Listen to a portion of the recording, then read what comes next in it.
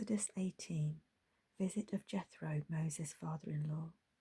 Moses' father-in-law, Jethro, the priest of Midian, heard about everything that God had done for Moses and his people Israel, and how the Lord had brought Israel out of Egypt.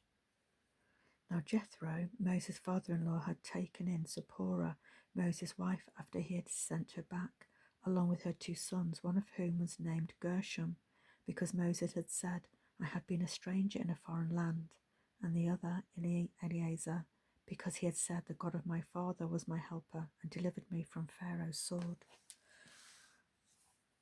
Moses' father-in-law Jethro, along with Moses' wife and sons, came to him in the wilderness, where he was camped at the mountain of God. He sent word to Moses, I, your father-in-law Jethro, am coming to you with your wife and her 2 sons. So Moses went out to meet his father-in-law, bowed down and then kissed him. They asked each other how they had been and went into the tent. Moses recounted to his father-in-law all that the Lord had done to Pharaoh and the Egyptians for Israel's sake, all the hardships that confronted them on the way, and how the Lord delivered them. Jethro rejoiced over all the good things the Lord had done for Israel when he rescued them from the Egyptians. Blessed is the Lord, Jethro exclaimed, who rescued you from Pharaoh and the power of the Egyptians, and snatched the people from the power of the Egyptians. Now I know that the Lord is greater than all gods, because he did wonders at the time when the Egyptians acted arrogantly against Israel. Then Jethro, Moses' father-in-law, brought a burnt offering and sacrifices to God, and Aaron came with all the elders of Israel to eat a meal with Moses' father-in-law in God's presence. The next day Moses sat down to judge the people, and they stood around Moses from morning until evening. When Moses' father-in-law saw everything he was doing for them, he asked, What is this thing you're doing for the people?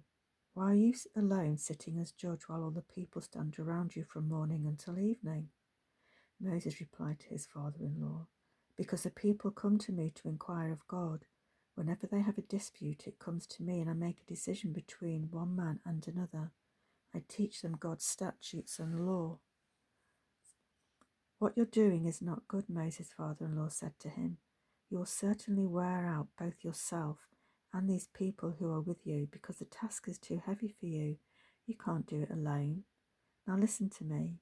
I will give you some advice, and God be with you. You be the one to represent the people before God and bring their cases to him. Instruct them about the statutes and laws, and teach them the way to live and what they must do. But you should select from all the people able men, God-fearing, trustworthy, and hating bribes. Place them over the people as officials of thousands, hundreds, fifties, and tens.